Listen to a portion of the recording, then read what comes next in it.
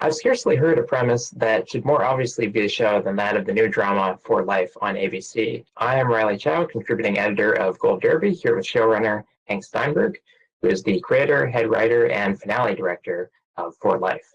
Now, this show is loosely based on the true story of your fellow executive producer, Isaac Wright Jr., who was wrongfully convicted, sentenced to life, then became a lawyer in prison, and actually got himself out. So your show follows Aaron Wallace, following the same basic arc. But can you break down how this is loosely based on Wright and what liberties you took? Sure. Isaac, was arrested back in the late '80s and in prison in the '90s. So, it's 25, 30 years later, and we're updating, his story in a number of ways. First of all, Aaron Wallace, the fictional character, was also arrested as a drug kingpin, which is the same charge that Isaac Wright was sentenced for. But we changed Aaron's profession. He's a nightclub owner instead of Isaac was a music producer. We changed the nature of his family dynamics. We obviously updated the time period. There are a number of things. The experiences that Aaron has in prison are loosely inspired by some of the things that happened to Isaac. But he was never involved in a big, prison riot with 50 Cent. But there are dynamics that are similar. Isaac was the prison rep or paralegal who defended his fellow inmates in internal cases that came up in prison, who advocated for their rights to the warden and the prison board. Isaac did not have the intimate quid pro quo relationship with his prison warden that Aaron has with Sophia Masri, who's played by Indira Varma. That's a dynamic that I invented, but is inspired by what Isaac told me about the nature of his dynamic with the warden, is that the warden had to be a little bit careful with Isaac because Isaac had a lot of power and status in the prison, and if Isaac, inflamed things with the prisoners, that could be problematic with the warden. So I was able to take that sort of truth of that real situation with Isaac and extrapolate that and create this, dense relationship with Sophia, and Sophia is much more of an advocate for the prisoners, for prison reform than Isaac's warden ever was. So that's a very new thing. And then of course the main big leap with the premise of the show is that Isaac didn't become a lawyer who could actually argue in court on behalf of his clients until after he got out of prison. He learned how to become a lawyer in prison. He was a prison rep and a paralegal. He actually wrote briefs and motions for some of his fellow prisoners, but then would hand them off to low-rent lawyers who would submit them on behalf of the inmates. And so the big leap we made was that Aaron is able to get his license while he's in prison and therefore have the right to go out and go to court. And that's obviously a major part of the show. Now, on the flip side, what are some little things that people assume are invented for the show, but actually did happen? I think the prison rep thing is particularly interesting and unique, and I've never seen that before. And that was really, kind of a crucial part of the infrastructure of the show. Isaac's told me that there was one thing about his character that he really wanted me to protect, which was the fact that he would never rat on a fellow prisoner. That was his code, and that was also something that he needed to do to stay alive. And so that is a direct translation. That's Aaron's code, and that's not singular to Aaron Wallace's character. That's a part of his character, but also the smart thing he needs to do to survive, that tells you what prison culture is like, because to be a rat or a snitch is kind of the worst thing that you can do in prison. Now, I mentioned at the beginning of this video that you hear the premise of the show and you think, wow, like that's the story. Was it easy to get this show made with ABC to pitch it to them?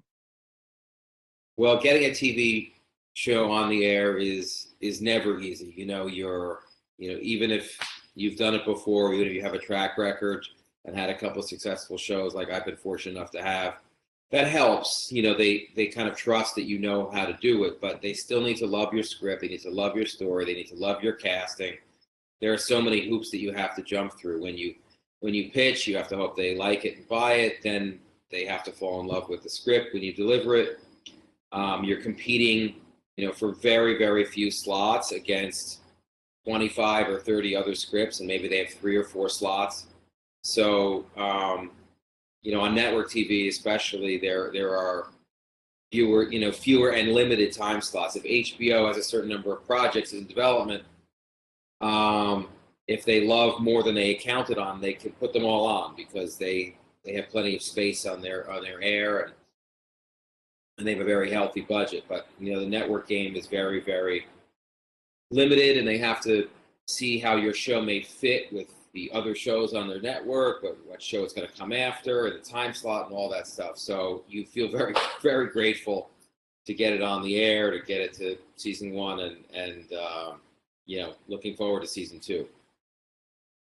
Yeah, you did Without a Trace in the early 2000s, and so many of your contemporary showrunners have gone off to cable or streaming, and you went to TNT as well with The Last Ship, but now you're back on broadcast. So can you tell me about how broadcast has changed and I guess why you've kind of stuck with them?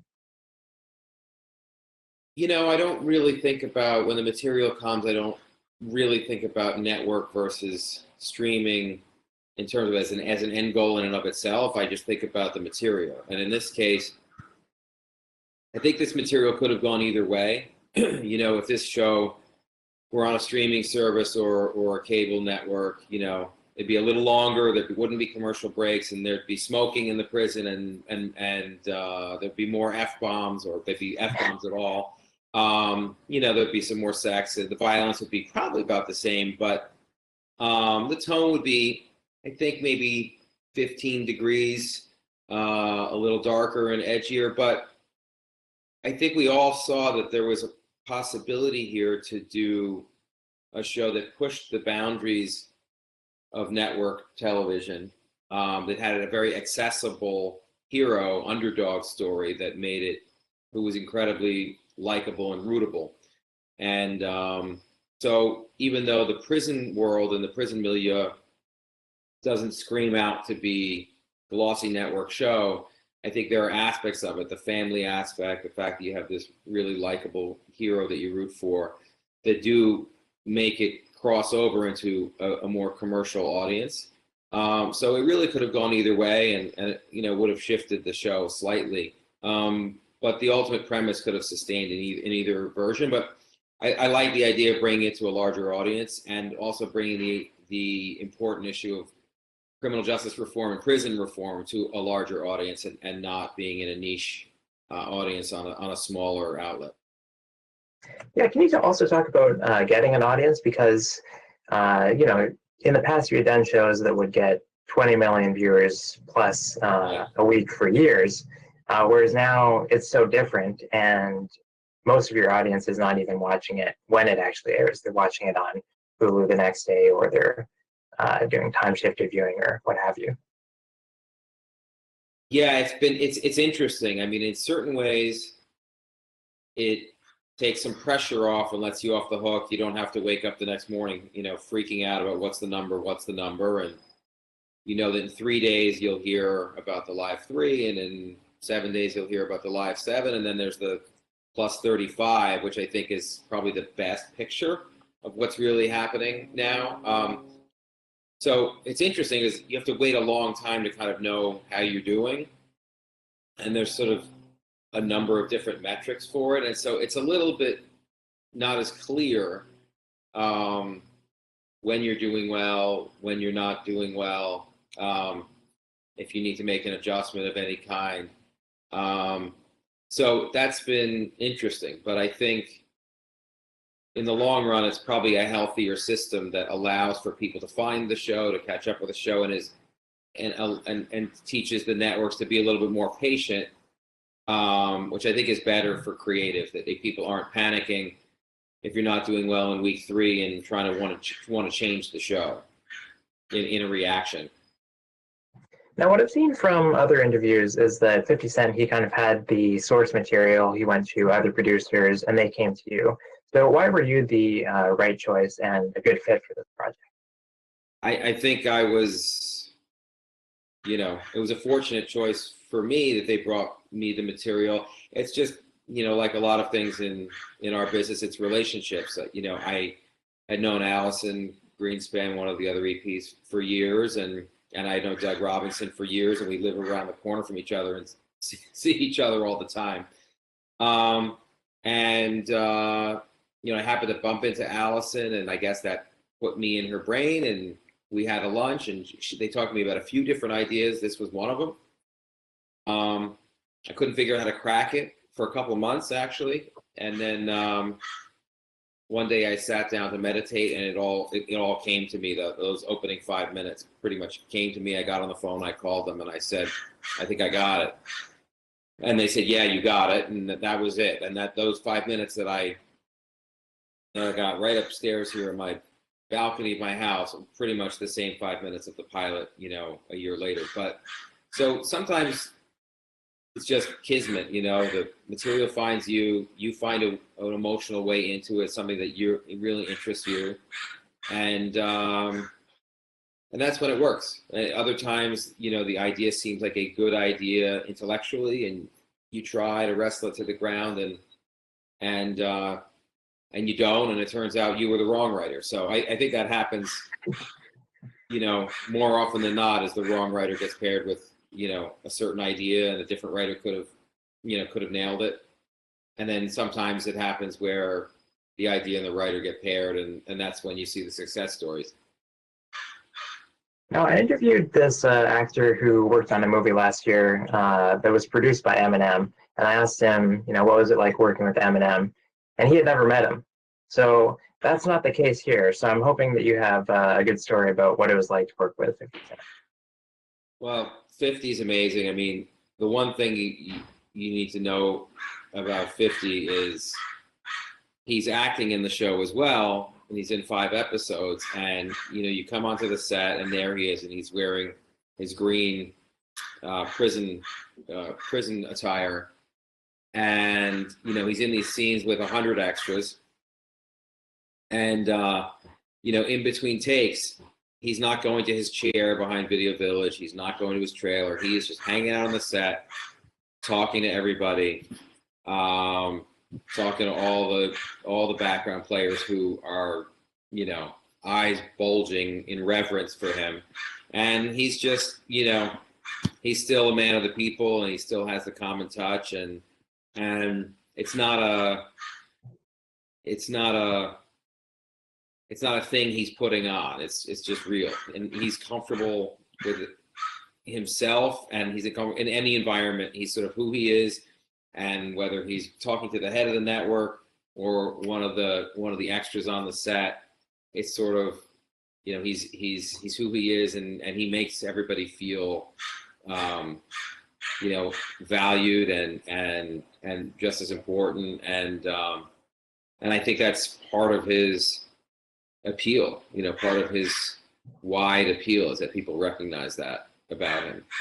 So this is such a timely show and has such important subject matter. I'm wondering what kind of changes you've heard about in the real world that are taking place now based on people responding to the material.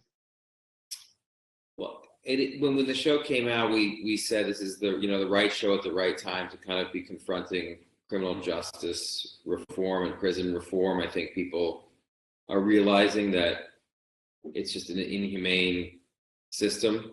I don't care what you've done, to be in a box that's 8 feet long by 4 feet wide is just, it's just barbaric. And then, the way that they're treated in many of these facilities. the limitations that are put on their access to their families and being able to talk to them and see them, the way some of the people are shipped, to a facility that's really far from their family so that they can have very limited interaction. So I do see that it's creating a dialogue around it. I see that activists are hooking into it and using it to help propel what they've already started. And I think the more, it takes a rare show to sort of be a show and then like have that show be, drive a piece of legislation. But I think what entertainment can do is create a larger awareness and consciousness around an issue that seeps in and then has an effect, sometimes right away and sometimes over time. Will and Grace, was, I don't know how many years ago, but and then the gay marriage happened, I don't know, a decade or 15 years later. But you have to probably acknowledge that people seeing Will and Grace, normalizing those gay relationships, making people fall in love with those characters, did have something to do with what came after. For sure. Now, finally, what can you tease about season 2? And do you know that it will happen? Feeling real good about season 2. And all I can say is that there will be some shifting dynamics for Aaron, for Sophia. Sophia will definitely be back. People have been asking questions about that. Even though she appears to no longer be the warden, she will be integrally involved in the show, and more of an ally for Aaron. And he's going to continue to go after the corruption in the system. And I'm looking forward to him reuniting with his family at some point. All right, Hank. Well, thanks so much for taking the time to chat. We look forward to seeing that. To our viewers, you can see the show on Hulu, and to our viewers, you can check out our other interviews with Emmy contenders, and you can go to goldderby.com to make your Emmy predictions.